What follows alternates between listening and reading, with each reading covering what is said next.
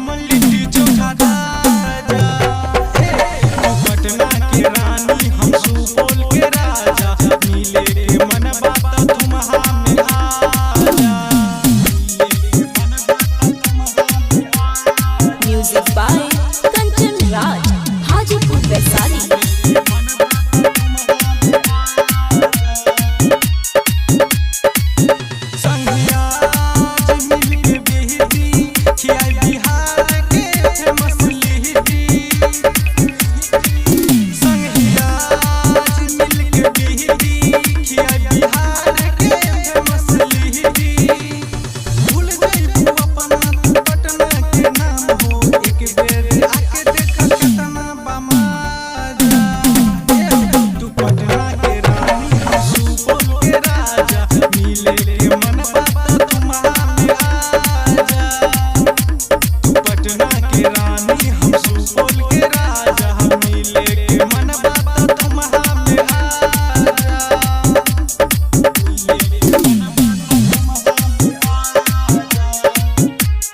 Music by Kanchan Raj, Hajipur Vaishali.